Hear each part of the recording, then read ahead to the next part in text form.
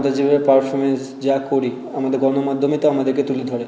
So সব মিলেই যদি একত্রিত হয়ে থাকা যায় তাহলে বাংলাদেশ ক্রিকেটটা খুবই সামনের দিকে যাবে মনে হয়। তামিম তো লাস্ট বিপিএল যে ফাইনালটা ম্যাচে ওখানে 100 করে এসেছে।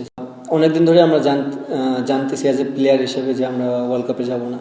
আমার মনে হয় প্রত্যেকটা প্লেয়ারই এখান থেকে বের হয়ে গেছে। আপনি যদি বের না হতে পারেন তাহলে এরকম টুর্নামেন্ট খেলতে পারবেন না এবং পারফরমেন্সও করতে পারবেন না।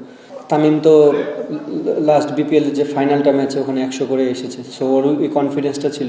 সাইফের একটু কনফিডেন্সের ঘাটতি ছিল। সে হার্ডওয়ার্ক করেছে প্র্যাকটিসে। আমার মনে হয় তার 3টা ব্যাটিংই দেখে মনে হয়েছে যে সে যে কনফিডেন্সটা লুজ করেছিল বিপিএলে সেখানে তার কোনো সমস্যা হয়নি। খুবই ভালো। বাংলাদেশ টিমের প্লেয়াররাই তো সব পারফরমেন্স করতেছে, যখন পারফরমেন্স করবে এটা খুবই ভালো একটা দিক। না জানি না, আমার মনে হয় দেশের যদি ক্রিকেটটা উন্নতি করতে চায় তাহলে সব সেক্টরে আমাদের উন্নতি করতে হবে। যেমন মাঠে দর্শক না আসলে যেমন খেলাটা খুব একটা ইন্টেন্সিটি কমে যায়, সেম আমাদের যেভাবে পারফরমেন্স যা করি আমাদের গণমাধ্যমে তো আমাদেরকে তুলে ধরে।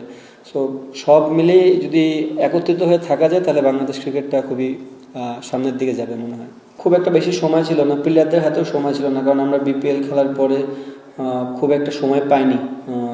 কারণ আপনি জানেন যে বিপিএলটা টোটালি একটা রাশ সিচুয়েশনের মধ্যে ছিল।